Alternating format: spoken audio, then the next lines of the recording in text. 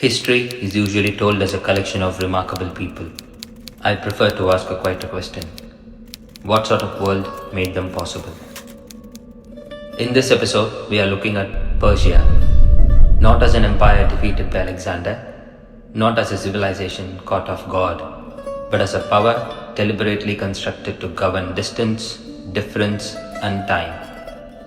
This is a story about endurance and what happens when endurance meets acceleration. Persia's rise begins around 550 BC with Cyrus II, later remembered as Cyrus the Great. At this moment, the Near East is fragmented, ruled by older powers like Medes, Lydians, and Neo-Babylonians. Cyrus does not conquer recklessly, he absorbs. In 546 BC, Lydia falls. In 539 BC, Babylon opens its gates. And here, something unusual happens.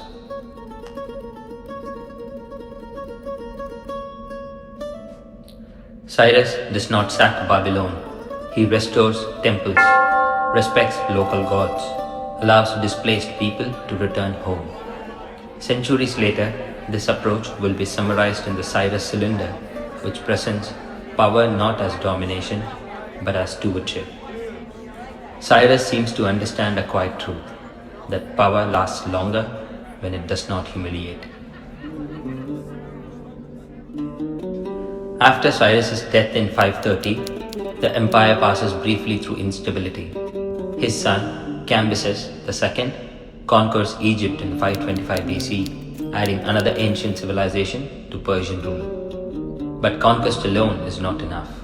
The empire now stretches from the Indus Valley to the Mediterranean. This scale demands something new.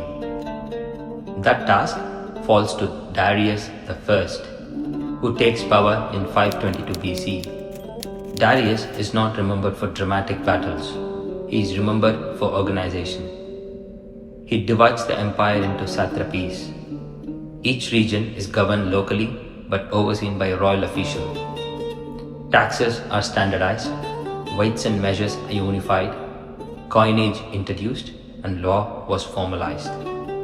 The royal road, stretching over 2,500 kilometers, allows messages to cross the empire in days rather than weeks. This is not speed, this is reliability. As Herodotus later notes, nothing mortal travels so fast as these Persian messengers. Not because they rush, but because the system holds. By the early 5th century BC, Persia is the largest empire the world has yet seen. It rules dozens of peoples speaking multiple languages, worshipping different gods. And yet, rebellion is rare. Because Persia does not demand sameness, it demands order. Local customs are preserved, local elites retained. One might imagine how stable this felt to those living at the edges of the empire. Power here is not dramatic, it is predictable. The Greek city-states, particularly Athens and Sparta, operate on a different rhythm. Where Persia governs by continuity, the Greeks argue, vote, and react. The Greco-Persian Wars exposed this contrast. Battles like Marathon and Salamis show that Persia can be resisted, but they do not weaken the empire structurally. Persia absorbs the lesson and moves on. Its strength lies elsewhere. As decades pass, the empire grows comfortable. That comfort is not laziness, it is confidence. But scale introduces delay. Messages take longer to reach the center. Decisions require consultation. Responses assume time is available. This is not failure, it is physics. Large bodies move slowly. Persia is built for duration, not surprise. In 336 BC, Alexander of Macedon becomes king. Within 2 years, he crosses into Asia.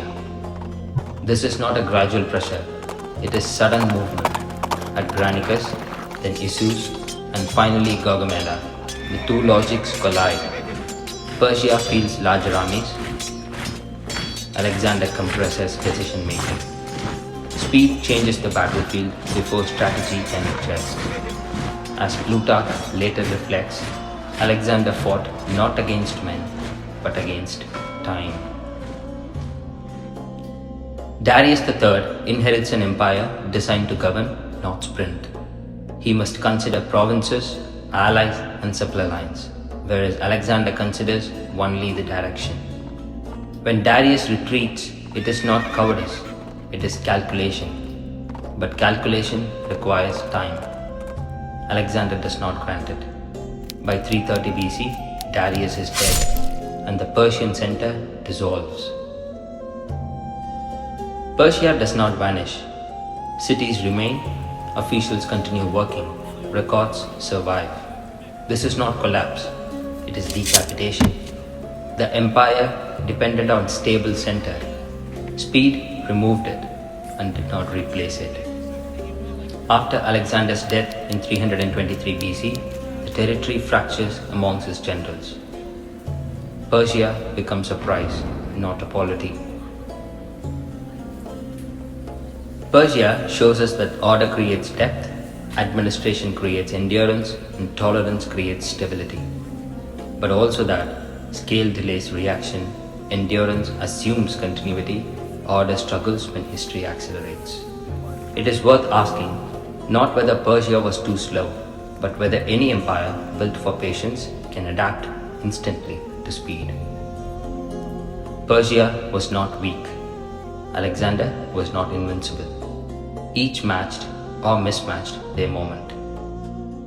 Order ruled when time was abundant. Speed ruled when the time compressed. History chose acceleration. Empires are shaped not only by strength, but by tempo. When time moves gently, order endures. When time quickens, speed decides. If this way of looking at history is useful, your support keeps it going. In the wake of Alexander, power shifts east. Another empire rises, born of conquest, transformed by restraint. The Maurya Empire asks a quieter question. What happens when power learns to look inward? That's next. Stay tuned.